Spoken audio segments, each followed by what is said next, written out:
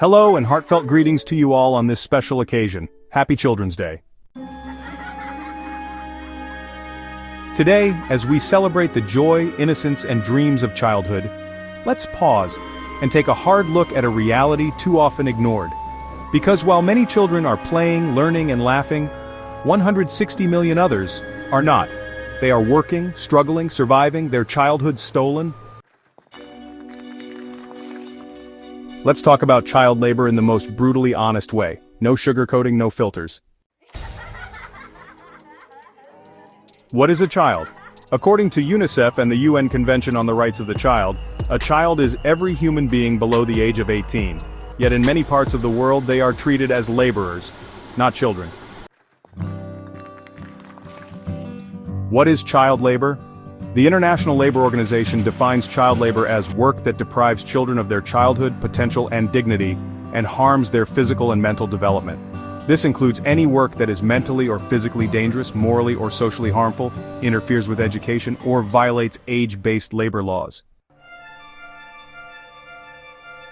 Child labor isn't just wrong, it's illegal under international law. ILO Convention 138 sets a minimum age for employment. ILO Convention 182 demands elimination of the worst forms: slavery, child trafficking, child soldiers, prostitution, hazardous work, and Sustainable Development Goal 8.7 calls for an end to all child labor by 2025. But are we doing enough? 160 million children are still trapped in labor. 97 million boys and 63 million girls. Nearly 1 in 10 children worldwide. Sub-Saharan Africa has the highest burden, over 86.6 million child laborers. Agriculture accounts for 70% of child labor. Most of these kids work unpaid in family farms, invisible to the world. Why does it still exist? Poverty forces families to send children to work. Lack of schools makes education impossible. Weak law enforcement lets it continue. Conflicts displace millions into vulnerable conditions, and the demand for cheap labor fuels this cycle. Poverty forces families to send children to work. Lack of schools makes education impossible. Weak law enforcement lets it continue. Conflicts displace millions into vulnerable conditions, and the demand for cheap labor fuels this cycle.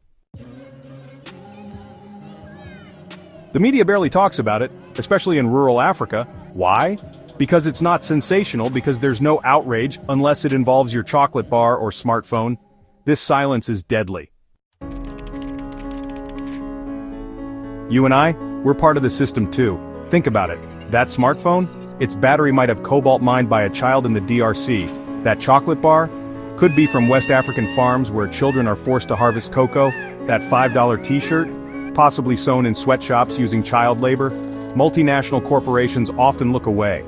Consumers rarely ask questions, and children pay the price. Ending child labor is possible. Here's how. Governments must enforce laws and invest in education. Media and influencers must tell the real stories. Corporations must clean up their supply chains. Consumers, you and me, must choose ethical brands, support NGOs, and demand transparency. Look for certifications like Fairtrade or Rainforest Alliance. There are ongoing efforts. The ILO's IPEC program is fighting child labor globally. UNICEF is supporting vulnerable communities. Alliance 8.7 is building global partnerships. And, well, laws are changing in several countries. That's the goal. But it will take global cooperation, addressing root causes like poverty and inequality, and holding corporations accountable. Every step of the way. On this Children's Day, let's not just wish happiness for our children. Let's fight for the children who have no voice. Let's stand up for their right to be children. Because no child should work to live. Every child deserves to live to dream. Join the fight, raise awareness, share this video. #StopChildLabor, #Children Deserve Childhood, #Happy Children's Day.